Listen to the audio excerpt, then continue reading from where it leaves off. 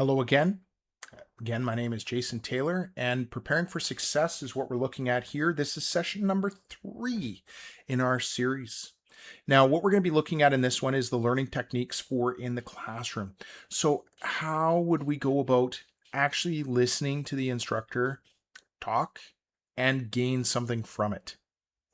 This can be a challenge, um, but even if you have the best instructor in the world, it is very hard to pay attention all the time.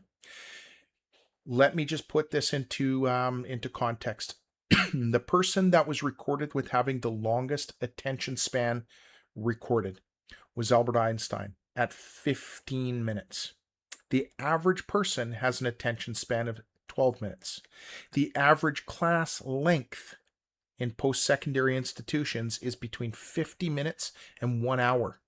Some will even go as high as 2 hours. So you are not alone when you feel your attention waning. You are normal. That is regular. What we're going to do is take a look at a way to be able to capture that information and to fill in the missing information when we do drift off. So the first thing that we want to look at is active listening. When we are listening, we should be listening to learn something, not listening to respond. The moment we start to think about and we're formulating all of these things that we need to say while we're listening, we're not actually processing the information that we're listening to. We will come up with things as the presentation is happening, as your instructor is talking, that you will want to ask. Those are good little jot point notes that I'm going to ask after, but I'm going to continue to listen, and I'm going to try and attach that to something that I know about. But I want to be careful and not distract yourself, because that's where we start to lose our attention, is when we get into where our brain just goes a million miles away. So try and pay attention and try and listen to what they're saying and try and visualize it whenever possible. That is what it's talking about with the active listening, is to don't listen to respond, listen to learn. It's a tough one. Most of us struggle with that. Preparatory steps. Before we get into class, we are going to do some pre-reading. Instructors will usually lay out some sort of a syllabus or schedule of some degree about what you're going to be covering. If you have a little bit of an understanding about what you're going to be learning that day in advance, it's amazing, because now you can take a look and find out the areas that you found fairly easy, and you can identify the areas that you might not understand and you need to pay attention. This really helps to focus that attention beforehand. Complete readings and homework every single day. It is a fast and furious environment. For those of you guys that have been through an apprenticeship program before, you know that it's like drinking water from a fire hose sometimes. They've got 10 weeks to get you in the door and out the door with a massive amount of information. So there is no time to keep going over stuff again and again and again. If you choose not to do your readings, you choose not to do your homework, it's really going to be a struggle for you to actually learn that content to be able to pass those exams towards the end. So make sure that you're doing that.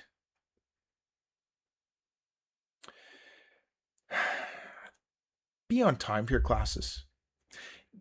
By being on time, we're not talking about arriving just as the class starts. We're talking about you being sitting in your seat, nice and calm and ready to go when the class starts. Being on time is being 15 minutes ahead of time. Being right as the class starts is being late. You are going to cause some challenges with yourself and with others in that class, and it's to me, it's disrespectful. It will happen from time to time, but it shouldn't happen on a regular routine. If you want to set yourself up for good success, you be ready to go in a good seat, as close to the front as possible, and away from distractions like the door. Maintain a good physical posture. Now, I don't really care about how you want to live your life. That's cool. But I'm just talking about how we can make sure that we're maintaining attention. So, having a good posture means that you've got open airways, your blood is able to circulate as good as possible, and you're maintaining a better level of alertness. When you're all slouched or leaning over or something like that, you're going to doze.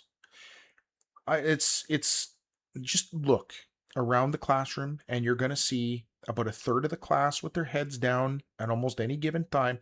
But that's the third of the class that usually is struggling. They'll be stressed out and very angry towards the end of it because they don't understand anything. Again, set yourself up for success.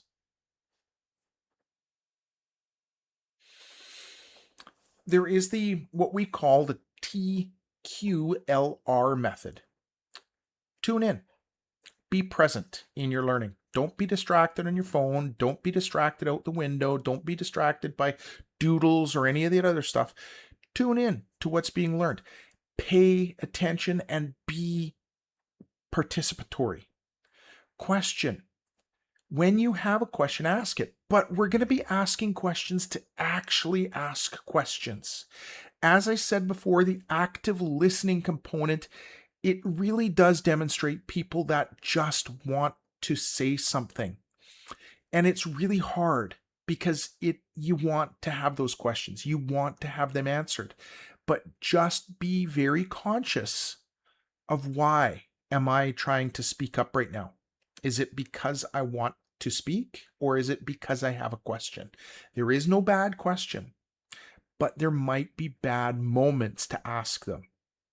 But keeping the questions going does keep you also in the moment, and it will keep, if they're good questions, ask them, because it will also keep the class engaged too. But make sure you're staying on target with those questions. Listen. There is nothing more frustrating to anyone in that class, and nothing more detrimental to your own learning, than asking a question but not paying attention to the answer. So if you ask a question, make sure you're listening to that response, not just trying to think about how you're going to argue it. Listen to it, reflect on it, and then ask your question again, or another one. But don't just start asking the moment things have been stopped talking to start going again, because that doesn't include the appreciation of that active listening. And when you are finished with that lesson, review it. Even a quick 5-minute discussion with your classmates in the hall after the class is over or between classes. Don't just start talking about what was on TV last night or the hockey game or whatever. Those are important too, but it's really important to do a recap for yourself of what was just learned. Do and spend a minute or so just summarizing the points. In an hour-long class, most of the time, the content that you need to know is going to be about 5 to 10 minutes worth. It just takes a while to explain everything. You can summarize that very quickly, especially if it's formula-based. Write that down and write what each piece is about. Pretty simple in how it sounds. Employing it is a little less so. Okay, so just to break this down a little bit more, tune in. What do you know already? Demonstrate a responsiveness to the instructor by being engaged. Answer the questions they're prompting you. Do what they're asking you to do, because this is about that active learning that we talked about in session number 1. Being present and being available and being on top and in charge of your own learning. You are responsible for the learning. The instructor is responsible for presenting you the information. It's up to you to grab it and to put it in there. Focus your attention on the instructor and his or her surroundings. There's a lot of mannerisms that will be used by most instructors to try and demonstrate and to try and emphasize. Voice tones, repetitions, stuff like that are usually keys towards what is important and what isn't. When you have questions, reflect on that question before the lecture. This is if you've done your pre-reading or you kind of know a little bit about it, but we want to be careful not to be so fixated on that question that we're not listening to the other stuff, because sometimes we can go in with blinders on. Okay, so just be very careful with that. Ask the question about the instructor and the lecture content silently to yourself first. This will really help a lot of the unnecessary questions being asked in class. And I don't want to say that there's bad questions, there's just bad opportunities or bad moments. We don't want to steal that momentum away from something to be asking something different. Ask that question, because sometimes to yourself, ask that question to yourself first, because sometimes all of a sudden, as soon as you verbalize it, pop, the answer pops to you. It doesn't even need to be asked out loud. Some people need that sounding board. The problem is that when you have like between 16 or 30 people in a class, if everybody's doing that, it's your whole day is gone before you've even covered anything. So just be very aware of that. And it's not that the question is not important. It's just that there's other ways to do this that might be more beneficial for you and your learning. Pose questions in class, but make sure that they're relevant to what you're talking about in that class. Listen to others' questions in that class, because again, going back to my experience of over 20 years of teaching the apprenticeship training, the class questions, often it'll be a very similar or the same question that's asked repeatedly by many other students. This now is taking time away from everyone else in the rest of the learning. Not necessarily terrible, but it can be. So listen to the questions that are coming up first, because there might be some nuggets in there that all of a sudden, and even if it's not the question you were going to ask, all of a sudden it might be the missing piece to be able to answer the question you were looking for. So there's always value to those questions. Sometimes we have some very intelligent students, you might be one of them, that ask a question that seems a little off base, but it's not. It might help unravel a few things. So your instructors will usually kind of gauge that, because they are subject matter experts for the most part in most areas of this as well. So they usually are fairly used to what type of questions would be relevant or not. But if your question is off the mark, don't worry, and it's a valid question. A good instructor will usually tell you, hey, hold on, it's not relevant to what we're talking about now, but I'm going to get you an answer for that after classes today or at lunch. So make sure you hold them to that as well. A lot of your instructors, including myself, it's not that we don't want to answer those questions. Sometimes we forget because we just got a lot going on too in our own minds. So come back to them and ask them that. Listen. Okay, employ active listening skills by anticipating and thinking ahead. Knowing what you know, knowing what you don't know really helps filling in those blanks. But we have to be careful, because sometimes we go in with a little bit cocky and we're like, I know all of this. Why should I be here? If you did, then you probably wouldn't need to be there. For sure. But to get that certification, you need to be there. So try and be very careful. We have to sometimes check the ego and the personality and just say, hey, I'm here for a purpose. It's not that you're not smart. In fact, you probably are. You are in the trades. So already you've made a very wise choice. But what this really means is that be there. You have to be anyway. You might as well enjoy something about it and absorb whatever you can, even if it's just a little bit. Maybe you do know most of it, but there might be more that you weren't aware of. And that's all I'm saying with checking yourself a little bit, because even the most intelligent person in the world can still learn and should. That's why they're intelligent.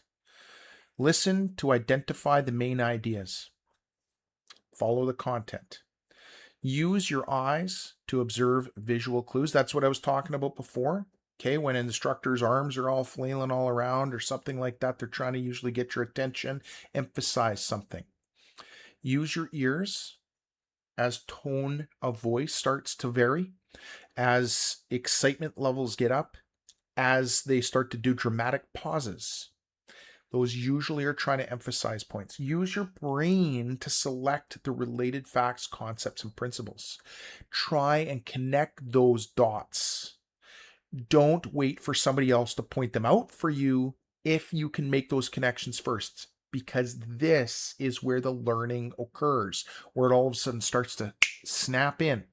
If you are reliant on somebody trying to walk you from this point to this point to this point to this point all the time, it's really hard, because that's not now learning, that's just following. And we want to try and encourage you to think about these connections, and it's a much easier way of learning than just following and holding on to that knotted rope like you're in kindergarten. You're not.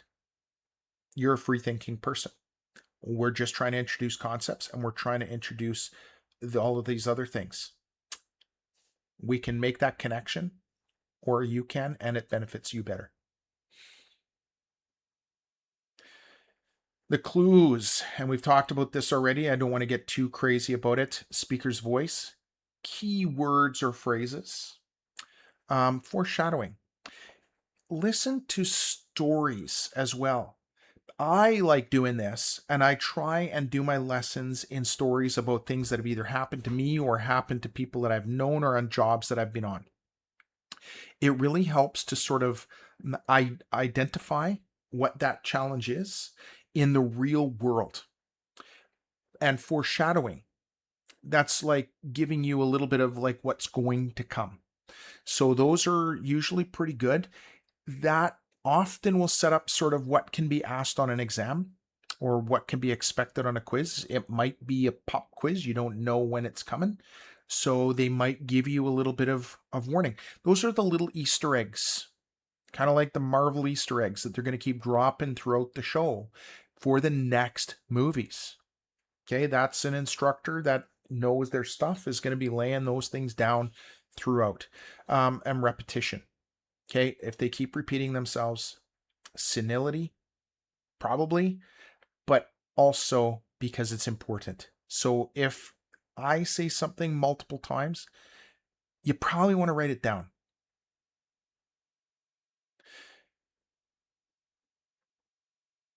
And this is what we were talking about, the review before and after the lectures. Reorganize, revise, and review your notes as much as possible. Now, that is at the end of the day. But at the end of every class, when you go out to break, just have that quick little discussion. Hey, I get this, but I didn't quite get that. How does that connect? What does that mean? Those are little questions that usually can be answered in a heartbeat right then. Or you carry that question, and then as time goes on, more and more of the knowledge that you learn through that day starts to disappear too, because of your natural brain's purging of information. And now all of a sudden, you don't know anything that just happened, when it could have been shored up with 30-second question. So make sure that you do that. This is where a lot of our apprentices, a lot of students in general, they struggle, because that's a real quick minute or two of your time as you're entering or leaving the classrooms. When you do your reviews, a weekly review is a great idea. Review of your concepts, your overall concepts. What did we learn this week? I usually try to hold a review class every Friday or Thursday if I'm not running a Friday class, and I will come up with it again on Monday morning, because I want to try and set the stage of what we did the previous week and lead it into the next week. I don't love just starting new things just from scratch. I like to carry old into the new. That, if your instructor doesn't do that, you need to. Study around your classes. It doesn't mean you're studying 24/7. In fact, don't. Okay, that's burnout central right there. We don't want that. What we want to do is we're going to start at the top here, the before the prep classes, before classes. Tune in, review your last class, prepare for new material. Okay, that's before. Look at what you did the day before. Okay, or in the evening. What did I do that day? That way, the next day, you're prepared to move on. Everything that we do in the apprenticeship program will build on the previous things we've done, from level 1 all the way up to level 4. Every single year, you're just going to keep building on concept, and day after day after day, you may not think they're related, but they are all very related. Ideally, an instructor should lay out that for you, and eventually you will see it, because it seems so segmented sometimes, but they're all very related. In level 1 and level 2, they're just building foundational pieces. We're learning about basic circuit functions in level 1. We're learning about alternating current and its effects on certain things in level 2. But it's just doing that on top of what you learn in level 1. Level 3, now we're throwing in a third phase. So we're just making a slight adjustment to put in more HOTS. It seems really easy from a distance, but it's hard when you're going through it. But those are the building blocks that we're looking at. So in that preparation in advance will really help you to see that. And when you're in class, the active listening. Oh, I cannot stress that one enough. Make sure you are taking notes and participate in class. That doesn't mean taking over class or making jokes all the time. We can have fun, but make them relevant, make them relatable, make it be part of the learning. After class, review and edit the notes. And it doesn't need to be super long. Like I say, 30 seconds, a minute in between classes, and in the end of the evening, probably like 15 minutes, and you're good to go. And maybe, I don't know, a little bit in the evening just to prepare for the next day, and you should be pretty good. And then your study sessions, creating your mind maps, creating your notes, doing your flashcards, your study.